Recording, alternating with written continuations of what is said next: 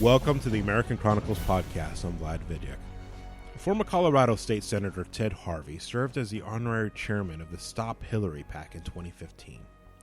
He currently works with Committee to Defend the President to defend President Trump against leftist attacks and to continue rallying grassroots support behind him. He joined the show to talk about the current status of President Trump's agenda, such as the nomination of Neil Gorsuch for the Supreme Court and what it may mean for potential nominations in the future. We discuss the challenges of working with Democrats intent on obstruction and meek Republicans fearful of bold action in Congress and the potential 2018 midterm outcomes. Ted also addresses the fake news dominating news cycles. Coming up next on the American Chronicles.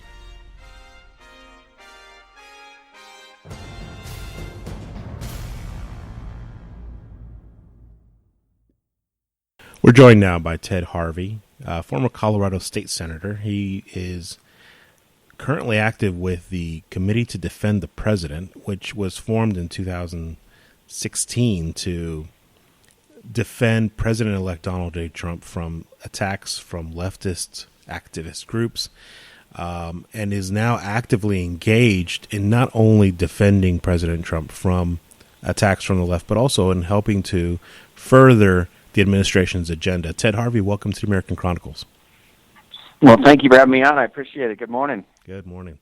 Ted, the last time you and I spoke, we were on the verge of the inauguration. Donald Trump still had not been inaugurated as president of the United States, and you were very hopeful at the time. You had a very upbeat message for the listeners in terms of what you expected to see in terms of the incoming administration of Trump. And I wanted to touch base with you again and see how things have played out since then. Well, I think the Trump administration has been rolling out in a very slow fashion, and not because of the administration, but more because of the obstructionists in Congress, the Democrats, who are doing everything they can to slow walk his cabinet getting through the process. And just on March 1st, Congressman Zinke, who's the Interior Secretary, was finally confirmed by the Senate March 1st.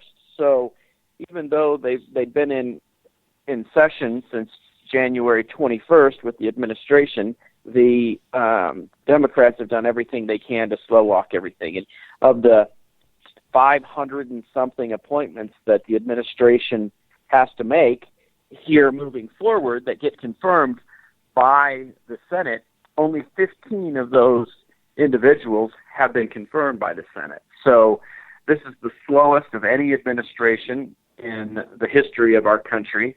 And even though the Democrats don't have a majority vote in the House or the Senate, they have been doing an incredible job of obstructing this administration from moving forward. Not only structurally through the Senate, but you look at what they've been doing with regards to every single day they're trying to throw a different scandal on the wall to see what will stick. And what you're seeing right now with what they're trying to say, Sessions lied before Congress, and they need to have a full and complete federal investigation of what Sessions knew and when he knew it and everything. It's total and complete BS, in my opinion. And the only reason why they're doing it is to keep the administration from focusing on solving America's problems, getting people back to work, and implementing the agenda that the American people got them elected by. So I'm pretty frustrated with where the Democrats are, and that's the main reason why we are so actively engaged with the Committee to Defend the President, because we have been since day one, been going after the Democrats to push forward the agenda that the American people elected the Republicans for in Congress and elected President Trump for. Now, keeping in mind that, the Democrats in the Senate have been working overtime to block any discussion of potential appointments or even confirmation hearings for President Trump's appointments for the cabinet. Many cabinet appointments and cabinet nominations have actually gotten through. One wasn't able to with Andy Puzder as Secretary of Labor, and President Trump had to nominate someone else to fill that slot.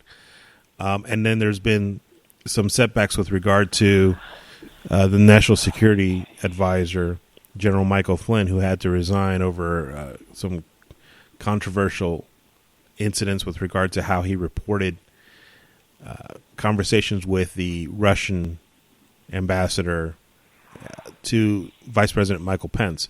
So the Democrats have done their damnedest to really stop the Trump administration from moving forward on its cabinet appointments. But some of these setbacks have also been, I guess, in a very real way, self-inflicted with regard to some of these people. What's the best way for the Trump administration to recover from some of these self-inflicted wounds, some of these setbacks that are imposed by Democrats as well, and move forward? Well, I think the administration has done a pretty good job of appointing the A-team, is what I say. The cabinet that he has put in place is some of the strongest, most successful individuals that have ever served on a presidential cabinet. Once they finally get appointed and they're able to start finding the people that they want to work in their departments, I believe that things will move forward. But again, I think the Democrats have been slowing everything down. With regards to Flynn, I don't believe what he did was that big of a deal. I think him lying to the vice president that he hadn't spoken with the Russian ambassador, certainly that in and of itself he should be fired for. But him meeting with the ambassador, I don't believe that's worthy of the ink that the media gave to it. So I'm not that concerned about what the unforced errors that the administration has made. Every administration has at least a couple of their cabinet appointments not get through the process. And so with regards to the labor secretary, I don't even know why they pulled his name. I obviously it was because he didn't have the votes in the Senate to get through the confirmation process, but why the Republicans in the Senate felt that they needed to not vote for him, I saw no justification for it. So I don't believe that the administration necessarily has done a bad job of appointing cabinet members. I think these are the best of any president on the Republican side that I've ever seen in my lifetime, and I've been very actively involved in this process. So I'm more frustrated with the media and with the Democrats in the Senate that are doing everything they can to obstruct any success that this administration could have. We're speaking with Ted Harvey. He is the chairman of the Committee to Defend the President, which works to defend the president against leftist attacks and helps to further his legislative agenda. You can find their website at committeetodefendthepresident.com. Ted, the president recently gave a address to a joint session of Congress where he outlined some of his agenda items with regard to legislative achievements he wants to get done, certain goals he wants to accomplish. This is a departure, some would say, from his aggressive inauguration address, and seemed much more in line with not only what previous presidents had done, but also much more in line with getting Congress on board jointly together on this agenda to move the country forward. What parts of those agenda do you see not only getting done quickly, but more effectively, given the fact that there is some obstruction in Congress and especially in the Senate side, where it seems like Leader McConnell doesn't seem to want to be overly aggressive with his Democratic colleagues? Well, I think that's he's going to, what President Trump did in his State of the State or State of the Union was lay out a very bold and aggressive agenda that truly that's what the American people elected the Republican majority in Congress for and elected Donald Trump for. It's not, I don't call it the Trump agenda, I call it the American people's agenda. And the Republicans in the Congress better start moving forward on this agenda, or there's going to be consequences to be paid in the next election cycle. They have a unique opportunity to show the American people what happens when adults are in charge, and we're able to put in place solid conservative principles that I believe will be incredibly successful in moving the economy forward and moving this country forward. But if they repeal Obamacare, there's going to be hell. The American people have given Republicans control of the House of Representatives with numbers greater than they've had since 1928. And that's been over the last 8 years that they've been winning those elections for the Republicans across the country.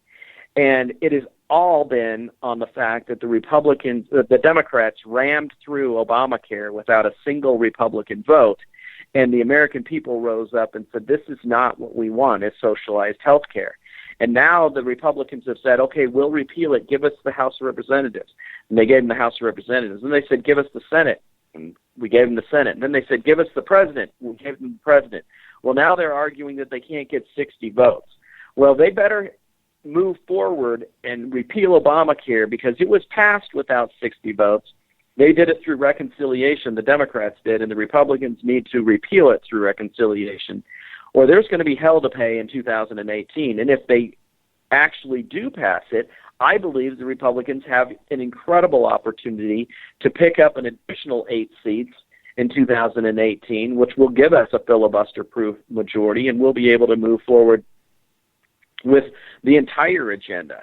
But the Republicans, I believe, are so focused on trying to protect their current state of majority that they're too afraid to move forward with a bold agenda.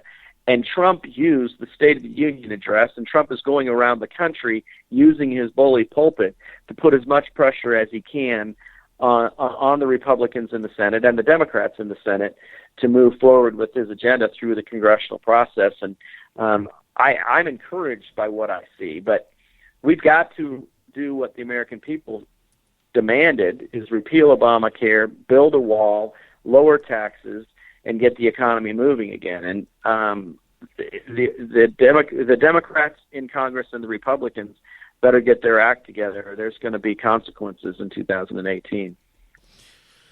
Now, one thing that obviously that is very a high priority on the Trump administration's agenda, obviously getting Obamacare repealed and replaced with something that works for Americans is a huge priority. But one thing that is has a really bright light, glaring light on it right now is the nomination of Neil Gorsuch to replace the seat vacated by the departed Antonin Scalia on the Supreme Court.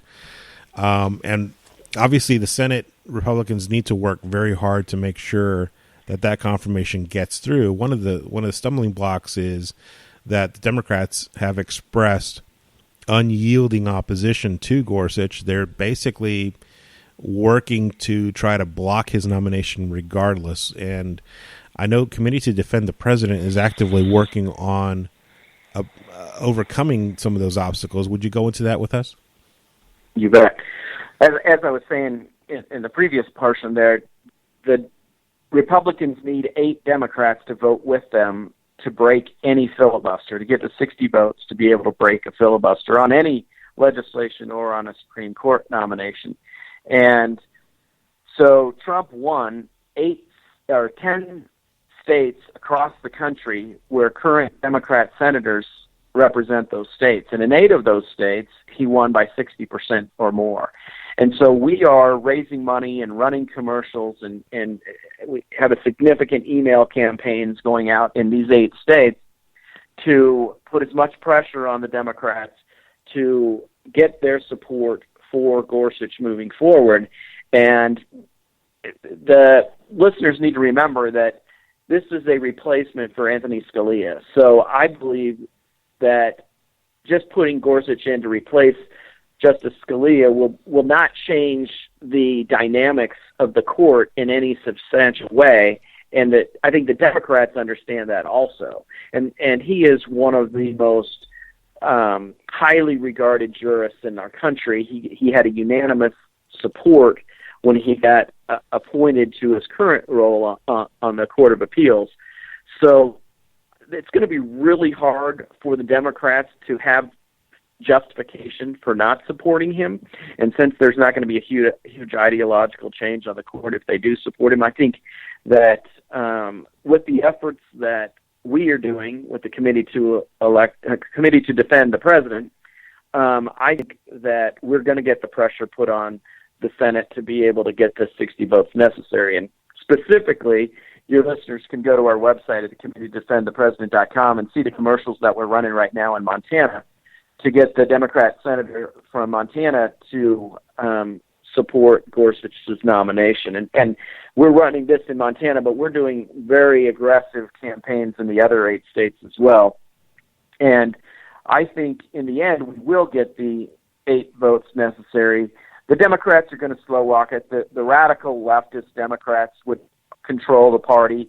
Schumer and Pelosi, they're going to do everything they can to make as much noise to tell the American people that they're fighting it, to tell their grassroots leftist supporters that they're fighting it. But I think in the end, those Democrats that are in vulnerable seats coming up in 2016 or 2018 are going to have to vote for him.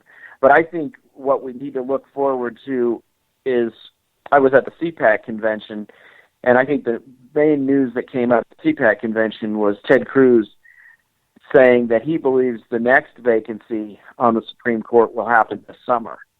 And if that's the case, and Trump has the ability to appoint a new Supreme Court justice that will truly change the ideological makeup of the Supreme Court, that's when you're going to see the Democrats go totally nuclear, and they're going to have a huge fight on their hands to make sure that nobody that Trump moves forward is going to be put through the Senate confirmation process without the Democrats having a huge fight.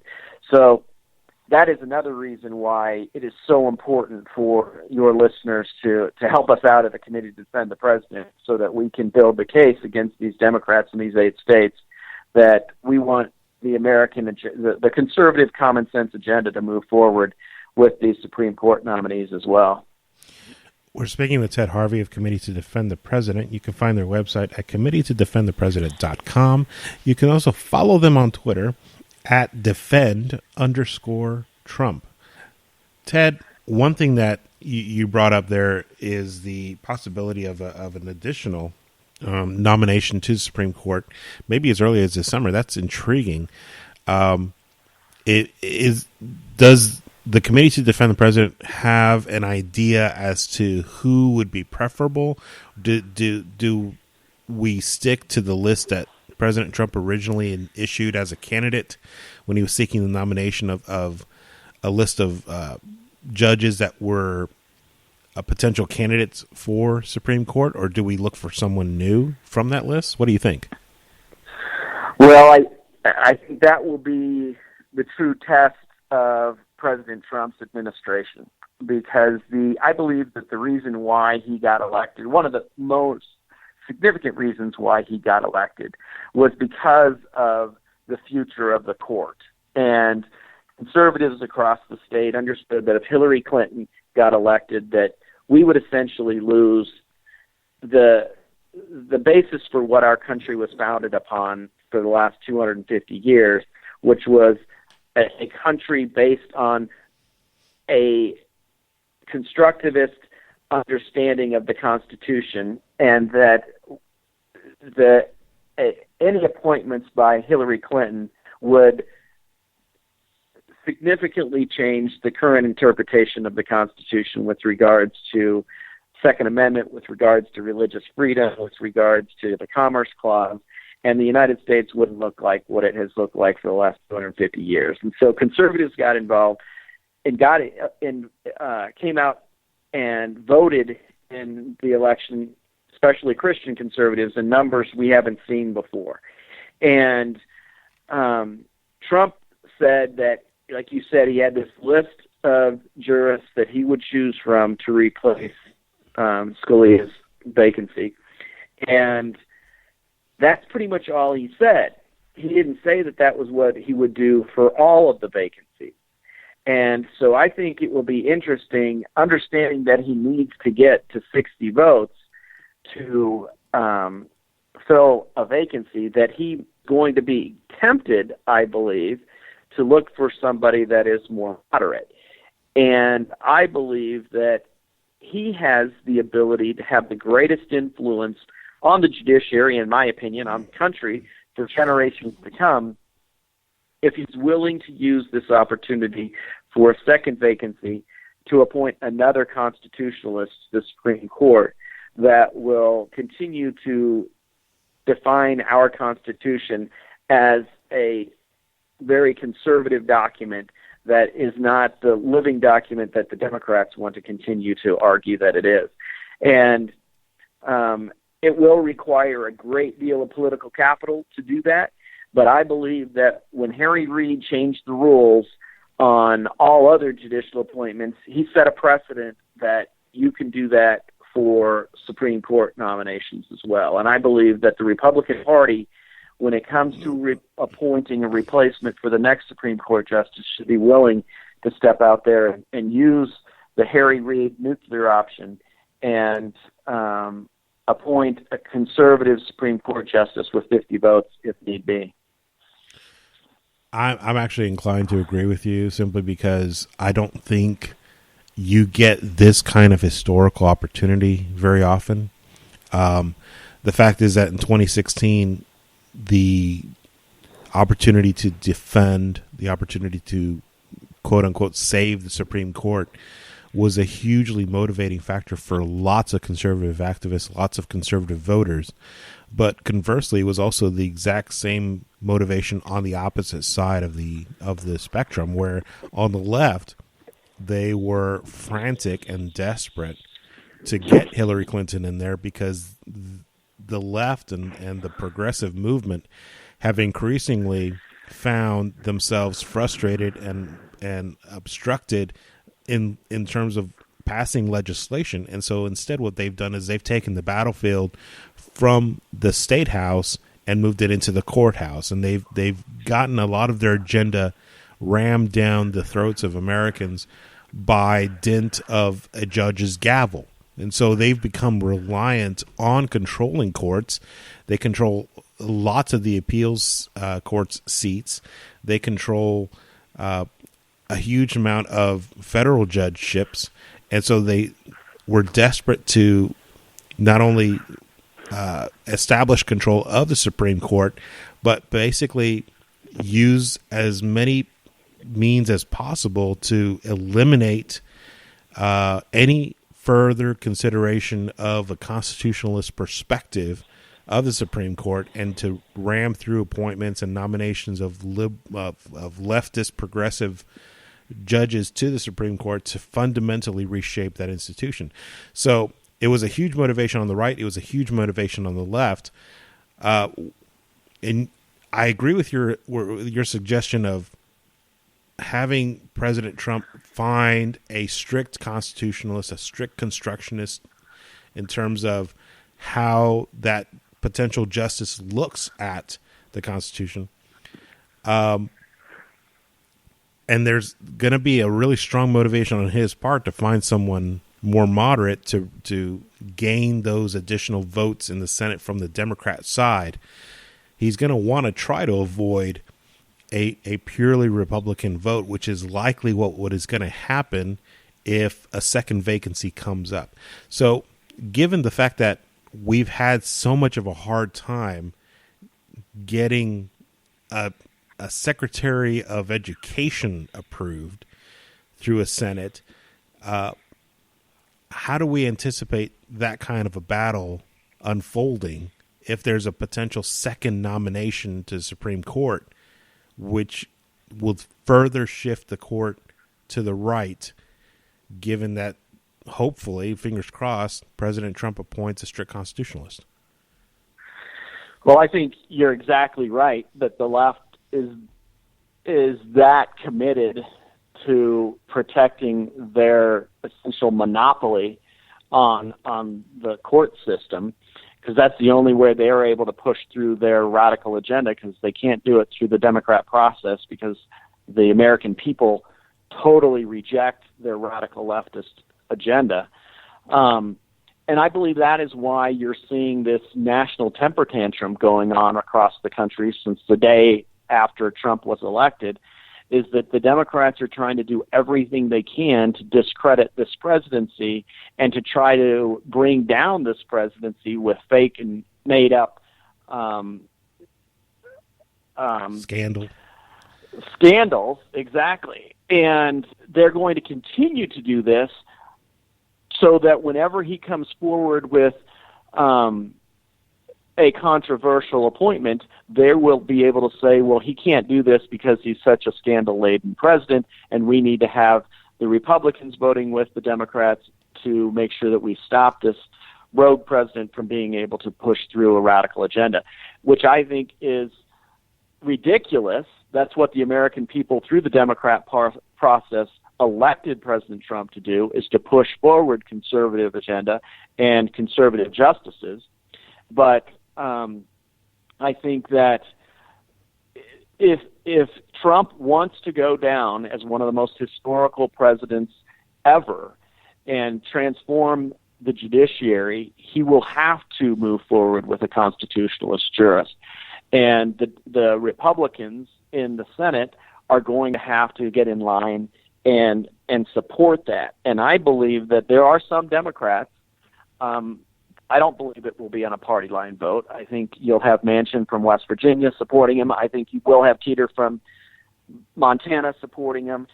You're going to have, we have 8 Democrats that Trump won by 60% or more, and they're going to have a lot of pressure on them from our organization, from the president, and from their own voters to support them and support the nominee. So I think that you will see some Democrats come over to support the presidential nominee, but I'm more worried about losing a couple Republicans, because if we get a McCain that doesn't vote with them, or we get a Graham that doesn't vote with them, then we're going to have some problems, because they essentially have a free ride right now, because they don't have to respond to the voters for another 4 to 6 years.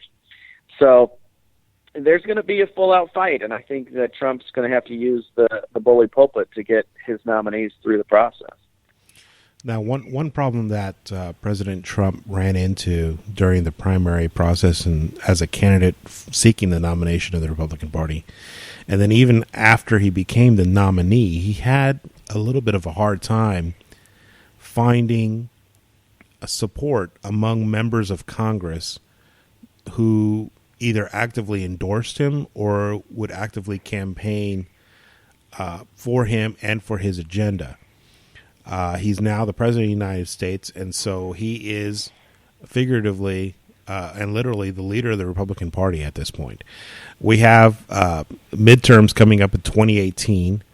What do you anticipate being the case with regard to the Trump administration seeking to further grow the numbers in Congress? Obviously, in the Senate, 52 Republicans is barely enough to hold a majority, and the map looks much more promising in 2018. But what do you anticipate the president's role being with regard to campaigner-in-chief? Well, I think that's going to have to be one of his number one jobs. And I think it's interesting that Donald Trump has the ability to connect with the American people in ways that I never would have guessed that he would have. And the American people respond to his message. He's able to strike a tone with the voters out there that is rallying people all across the country. And the Democrats in these 8 states are, I believe, Trump, when he goes into those states and starts campaigning for our nominee, whoever the nominees may be, they're going to be under a lot of pressure. I think the Republicans really don't have any senators that are in play in the 2018 cycle.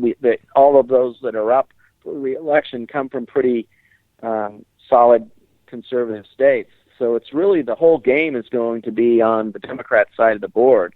and they're going to have to spend a lot of money defending their senators. And that we are actively engaged. The Committee to Defend the President is actually actively engaged in states like Virginia, where Senator Kaine, who was the Democrat vice presidential nominee, he's on the ropes, and we are that's not a seat that the Democrats have traditionally needed to try to defend, but we believe that Laura Ingraham, another talk show host, very well regarded, is seriously considering running for that seat, and we are actively engaged in promoting her candidacy in that state and developing a huge team of volunteers to get involved in that race.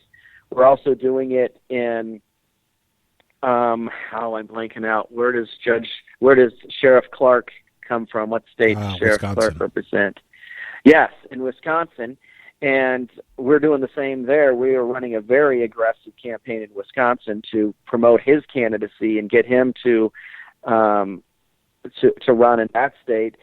And I think, in addition to the states where Democrats currently represent, where Trump won by 60%, we've got some other opportunities with some very notorious, well-known individuals like Laura Ingraham and Sheriff Clark that we might be able to get them across the finish line as well. And the Democrats are going to have a tough road to hold any of those seats. So I'm encouraged about 2018 as long as the Republicans get the job done and don't squander this opportunity that they've been given. We're speaking with Ted Harvey of Committee to Defend the President. He's helping to lead the charge, not only to defend the president against leftist attacks from the progressive side of the political equation, but to help further the administration's agenda by working directly with grassroots activists across America. You can find their website at committeetodefendthepresident.com. You can also follow them on Twitter at defend_Trump. Ted, the Democrats have had their own problems recently in terms of how their party operates. They had a huge leadership struggle recently where during last summer, during the political conventions, Debbie Wasserman Schultz, who was the former DNC chair, resigned in disgrace over numerous scandals, including the fact that the Democratic National Committee was rigging the Democrat primaries to favor Hillary Clinton at the expense of Bernie Sanders. She was replaced by Donna Brazile, who left in disgrace recently because it emerged not only because of her failures, but it emerged because she had been secretly getting questions from the primary debates to Hillary Clinton to help her defeat Bernie Sanders. So the Democrats recently had a huge fight over their leadership, and the choices came down to progressive labor union enthusiast and thug Tom Perez and Nation of Islam member Keith Ellison and noted anti-Semite. On one side, I feel really excited about that because we have two horrible people becoming leaders of the political party in opposition to the conservative agenda. On the other hand, it really worries me that this is how far down our opposition has descended, where they're actively choosing leaders who are directly opposed to American exceptionalism, American success, American progress, the American people, and it's worrisome to me, just as an average citizen. What do you think not only should the president do, but what should we be expecting from members of Congress to oppose their radical agenda of the Democrats? Well, personally, I love it. I think it's great that the Democrat Party is showing the American people how radical they are. And not only are they doing it their elections of their leadership, for having Nancy Pelosi, a radical leftist from San Francisco, continuing to be their failed leader in the House of Representatives, but also electing Chuck Schumer, who was a radical leftist from New York City. And then to see who they're electing to the DNC leadership, I believe it's just great. Let's show the American people who the Democrat Party really is. And then when you see these out-of-control riots that are going on, where the supposed grassroots of the Democrat Party is burning down cars, breaking windows, beating people up that support Donald Trump, I believe that all this does is show that the unaffiliated and moderate, hardworking, blue-collar Democrats, that the party that, what I believe has been an honorable party for the last 60 years, is no longer the Democrat Party that it used to be, that it's now controlled by radical leftists. And that is why you're seeing voters vote in mass for Republicans across the country. And what that has resulted in is that the Democrat Party doesn't have a base. They don't have a bench from which to pull from for their leadership. And whether it's in the state legislatures all across the country, the Democrats have through the last 8 years of the Obama administration, they have decimated their bench, and Republicans have taken control of legislative bodies across the country and governorships across the country. So the Democrats don't have the ability to develop leaders that are moderate leaders in rural America, and so they are being stuck with radical leftists from San Francisco and radical leftists from New York City, and that's not representative of the mainstream Americans across the country. And I think it's great. I think in the end it will hopefully do well for the Republicans moving forward. We have been speaking with Ted Harvey. He is with Committee to Defend the President, actively working to defeat leftist attacks against President Trump, working with grassroots operations across America to further the Trump administration's agenda for a conservative way forward, restoring some of these principles that maybe not only have been set aside for the last 8 years, but in very rare ways been lost and now rediscovered. You can follow them on Twitter at defend_Trump. You can find their website at committeetodefendthepresident.com. Ted, I guess a final word from you. What do you expect for the rest of this year? Obviously, the first 100 days is quickly approaching, and that was consumed mostly by rolling back a lot of regulations, appointing and nominating good people for cabinet offices. You pointed out that there's a lot of unfilled vacancies that need to be quickly confirmed by a intransigent Senate. And so a lot of those things have to happen before a lot of this agenda can move forward. So I guess what do you see being the state of affairs by the end of the year? Well, I think that you will see the administration starting to fill out their administration. And as you do this, the philosophies of these secretaries will be able to be implemented throughout their departments. And one of the main things that Trump has said is that he wants their departments to do a review and a cost-benefit analysis of all of the regulations that these individual departments are having on industry in the United States. And that'll be a review that has been a long time coming. Every administration says they're going to do it, but never has any administration done it at the department level, individual department by department. And I think that is important. And I think you will see the administration start to unwind some of these intrinsic liberal regulations that have been put on businesses for the last 20 years. And I think you will see the economy explode because of that. I think that you will see the Trump administration get their footing, and they will be much more successful in moving forward in the legislative process and dealing with the press and the media and the American people. So I think I'm encouraged. I think you'll get Gorsuch through the process, and you might see another Supreme Court nomination.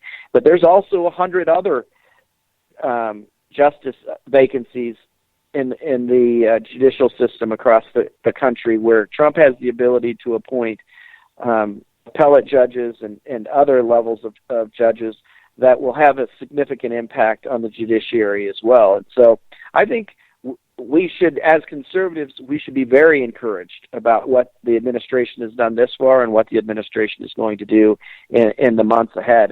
And I have a huge smile on my face, and I'm very encouraged about what's up for the American people going forward. Ted Harvey of Committee to Defend the President, thanks for joining us again here on the American Chronicles. Come back again soon. Thank you. I appreciate it. Have a great day. You too. Well, that brings us to the end of the show. Check out my website, vladdavidyuk.com, and make sure you follow me on Twitter, @vladdavidyuk. Tons of cool stuff there. You'll love it.